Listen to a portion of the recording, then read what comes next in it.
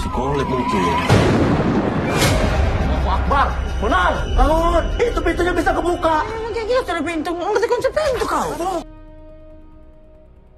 Gimana rasanya kalau niatnya cuma mau ngeprank keluarga pakai hantu bohongan, tapi malah yang muncul setan beneran yang haus darah?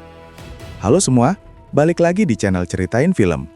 Kali ini kita bakal bedah tuntas film horor komedi terbaru tahun 2026 garapan sutradara Etienne Cesar yang judulnya Tiba-Tiba Setan. Film ini benar-benar gokil karena ngegabungin komedi absurd ala komika Oki Rengga dan Lolox dengan teror mencekam di sebuah hotel tua yang terbengkalai. Bayangin aja, niatnya mau nyari harta karun peninggalan bokap, malah ngebangunin arwah wanita yang dikubur nggak wajar. Siapkan mental kalian, karena kita bakal masuk ke alur cerita yang penuh twist, tawa, sekaligus teriakan histeris. Sembarangan aja kau buang sampah. Pedas lagi mie ayam kau ini. Lah, request. Request pala bapakmu itu.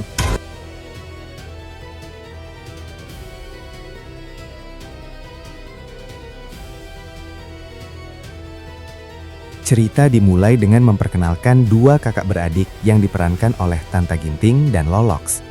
Hubungan mereka ini nggak akur-akur amat, tapi terpaksa bersatu karena satu tujuan, harta karun.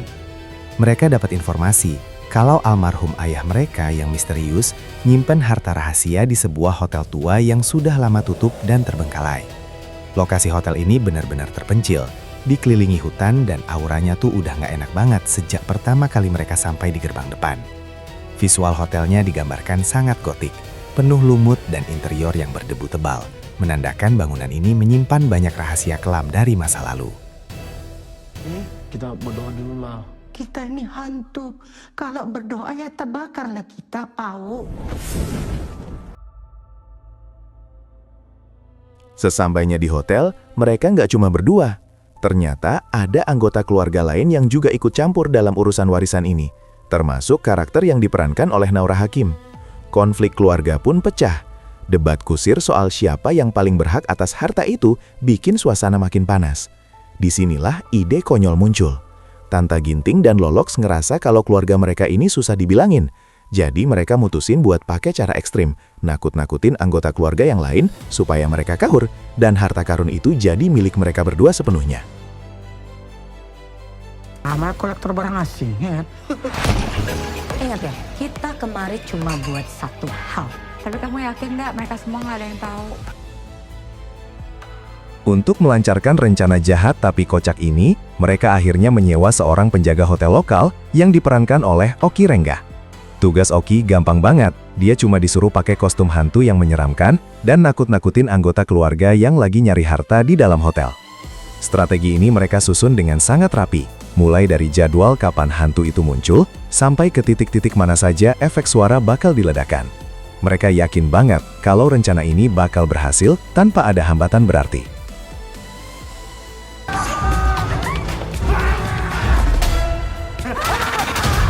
Apa tiba-tiba hantu datang coba? Jangan, itu hantu yang kita main jalanku.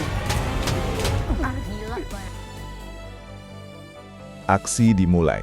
Oki Rengga mulai beraksi dengan kostum hantunya. Awalnya, semuanya berjalan sesuai rencana. Beberapa anggota keluarga mulai ketakutan dan lari tunggang langgang saat melihat hantu di lorong hotel yang gelap. Kita bakal disuguhkan banyak adegan komedi fisik di sini, di mana Oki hampir ketahuan karena kakinya kesandung atau kostumnya nyangkut di pintu. Penonton bakal dibuat ketawa dengan tingkah absurd mereka yang berusaha profesional jadi setan demi bayaran yang gak seberapa. Namun, petaka dimulai saat Oki Rengga, dalam usahanya tampil totalitas, gak sengaja masuk ke sebuah ruangan terlarang yang pintunya udah disegel selama puluhan tahun. Di ruangan itu, dia secara tidak sengaja merusak sebuah segel atau jimat yang ternyata selama ini berfungsi untuk mengurung roh jahat. Tanpa disadari, tindakan ceroboh Oki ini membangkitkan sosok roh wanita yang dulunya dibunuh secara keji dan dikubur di dalam area hotel tersebut. Suasana yang tadinya penuh tawa, tiba-tiba berubah menjadi sangat dingin dan mencekam. Tetang mau ngapain di situ? Ini mana ada punggung? Aku yakin kita pasti bisa nemuin. Bibirnya kenapa kayak gitu? Kejanggalan mulai terjadi. Tanta Ginting dan Lolox mulai bingung karena mereka melihat hantu di dua tempat berbeda di waktu yang bersamaan. Mereka awalnya ngira kalau Oki punya asisten, tapi pas mereka ngecek radio komunikasi, Oki lagi pingsan ketakutan di basement karena ngelihat sosok wanita berbaju putih yang asli. Di segmen ini, horor murninya dimulai. Roh wanita itu mulai meneror dengan cara yang sangat brutal.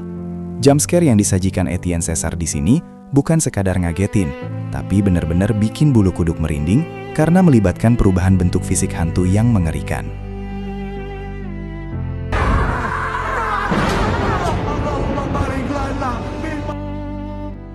Keluarga ini akhirnya sadar kalau mereka nggak lagi berhadapan dengan Oki yang pakai kostum, melainkan setan beneran. Mereka terjebak di dalam hotel karena semua pintu keluar tiba-tiba terkunci secara supranatural. Salah satu anggota keluarga bahkan terluka parah akibat serangan roh tersebut. Di titik ini, mereka saling menyalahkan satu sama lain. Kebohongan Tanta Ginting dan Lolox terbongkar, memicu kemarahan besar dari anggota keluarga lainnya. Mereka berada di posisi paling lemah, terjebak, terancam nyawa, dan hancur secara internal. Dengan keberanian yang tersisa, Tanta Ginting, Lolox, Oki Rengga, dan Naura Hakim bahu-membahu menuju ke area belakang hotel yang merupakan tempat penguburan rahasia. Perjalanan menuju ke sana sangat mencekam. Roh wanita itu terus-menerus muncul dan mencoba menyeret mereka satu persatu ke dalam kegelapan. Oki Rengga yang tadinya pengecut, entah gimana caranya jadi punya keberanian buat ngelawan hantu itu pakai alat-alat seadanya, yang tentu saja masih dibumbui dengan dialog-dialog kocak khas medannya yang bikin suasana tegang jadi sedikit cair. Kung jelangkung, di sini ada pesta besar. Datang nggak dijemput, pulang nggak diantar. Di puncak pertarungan, roh wanita itu menampakkan wujud aslinya yang paling menyeramkan tepat di depan lubang kuburnya. Terjadi kejar-kejaran yang intens. Akhirnya, dengan perjuangan mati-matian, mereka berhasil meletakkan perhiasan dan barang-barang milik wanita tersebut kembali ke tempatnya, sambil mengucapkan permintaan maaf atas nama ayah mereka. Roh wanita itu perlahan tenang dan akhirnya menghilang menjadi kepulan asap, meninggalkan hotel dalam keadaan sunyi. Pintu-pintu hotel kembali terbuka dan sinar matahari pagi mulai masuk menyinari lorong-lorong gelap. Endingnya, harta karun yang mereka damba-dambakan ternyata nggak bikin mereka kaya raya secara instan, karena sebagian besar ternyata adalah barang antik yang punya sejarah kelam. Namun, kejadian ini berhasil menyatukan kembali keluarga yang tadinya retak. Mereka keluar dari hotel itu dengan nyawa selamat dan pelajaran berharga.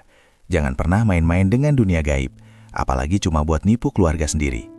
Nah, itu dia alur cerita lengkap dari film Tiba-Tiba Setan. Gimana menurut kalian? Apakah aksi Oki Rengga jadi setan bohongan tadi bikin kalian ngakak atau malah ketakutan? Tulis pendapat kalian di kolom komentar ya. Jangan lupa buat like video ini kalau kalian suka, share ke teman-teman kalian, dan yang paling penting, klik tombol subscribe dan nyalain lonceng notifikasinya, biar kalian gak ketinggalan update alur cerita film seru lainnya, cuma di channel Ceritain Film. Sampai jumpa di video berikutnya. Tetang mau ngapain di situ? Jadi mana ada punggung?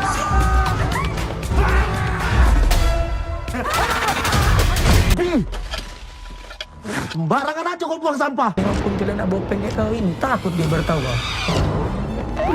Babi.